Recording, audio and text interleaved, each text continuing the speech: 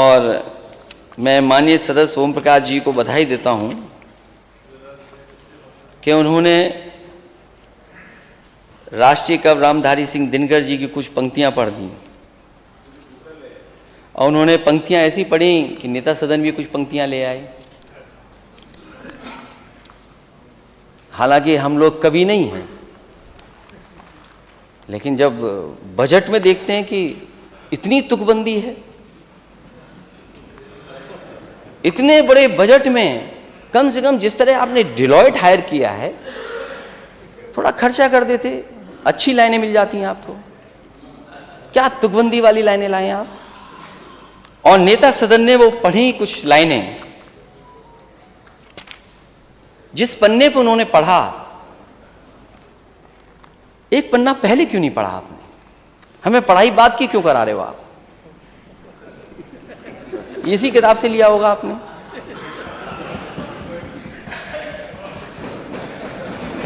हमें आगे की पढ़ाई करा रहे हैं।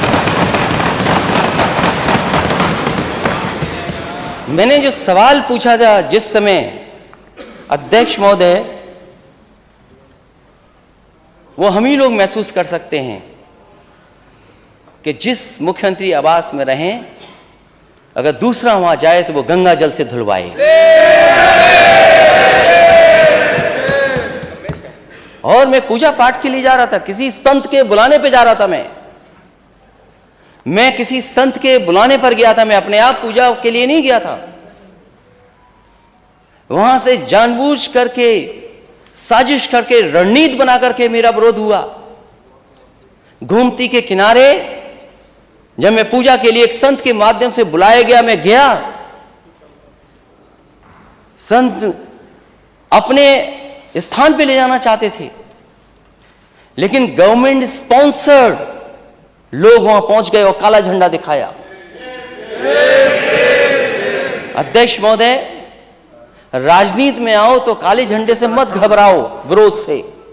और मैंने पिछली बार भी उदाहरण दिया था नेता सदन आपको।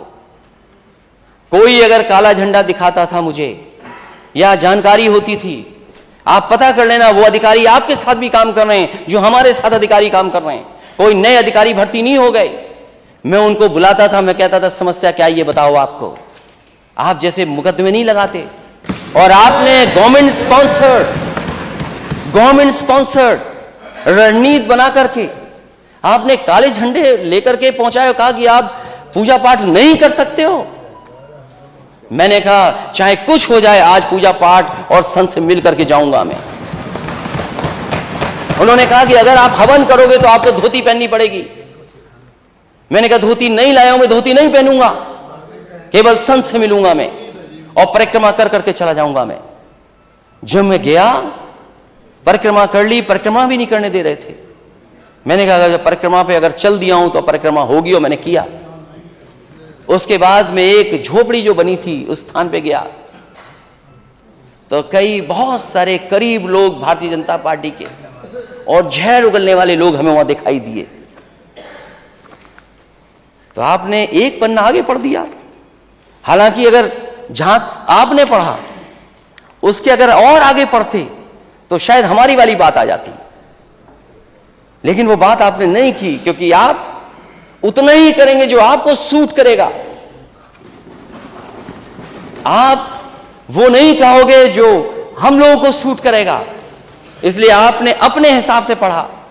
मैं अपने हिसाब से नहीं पढ़ रहा हूं, जो किताब में है वो पढ़ रहा हूं, और अपना हिसाब नहीं सोच रहा हूं मैं इसमें। और अगर अपना हिसाब सोचता तो मैं कई और जगह भी है वो पढ़ता। मैं मुख्यमंत्री जी ने जो पढ़ा उसके एक पन्ने पहले मैं पढ़ रहा हूं, उसी कविता और उसी राष्ट्रीय कवि दिनकर जी की द्वंद्व युद्ध के लिए पार्थ को फिर उसने ललकारा। अर्जुन को चुप ही रहने का गुरु ने किया इशारा। कृपाचार्य ने कहा सुनो, हे वीर युवक अनजान, भारत वंश अवतंस, पांडु की अर्जुन है संतान। क्षत्रिय है, रय राजपुत्र है, वो ही नहीं लड़ेगा जिस तिस मैं हाथापाई में किस कूद पड़ेगा, अर्जुन से लड़ेगा, अर्जुन से लड़ना हो तो मत गाहो सभा में मौन, नाम धाम कुछ कहो बताओ कि तुम जाति के हो कौन। नाम धाम कुछ कहो बताओ कि तुम जाति को हो कौन। जाति हाय री जाति, कर्ण का हृदय क्षोभ से डोला, कुपित सूर की ओर देखकर वीर क्रोध में बोला, जाति जाति रटते जिसको पूंजी केवल पाखंड, मैं क्या जानू जाति, जाति है वो मेरे भुजदंड। ऊपर सिर पर कनक छत्र, भीतर काले के काले, शर्माते हैं नहीं जगत में जाति पूछने वाले।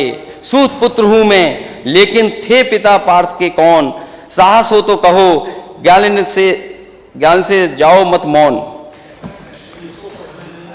अरे पढ़ने नहीं आ रहा इसलिए कि ये किताब आज ही खरीदी है।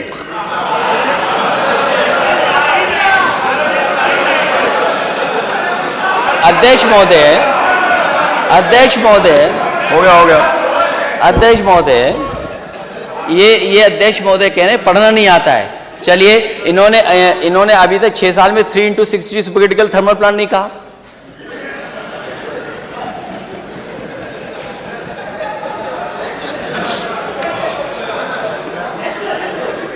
लगता है मुझे दोबारा पढ़ना पड़ेगा। अब आखिरी जो असली है अध्यक्ष महोदय, अध्यक्ष महोदय, शांति, अध्यक्ष महोदय, मस्तक ऊंचा किए जाति का नाम लिए चलते हो, मस्तक ऊंचा किए जाति का नाम लिए चलते हो,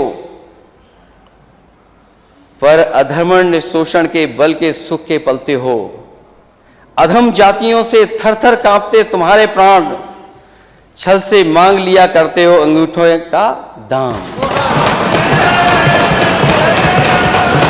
वो ऊपर वाली तो इसलिए पढ़ दी क्योंकि नेता सदन ने पीछे पढ़ा था,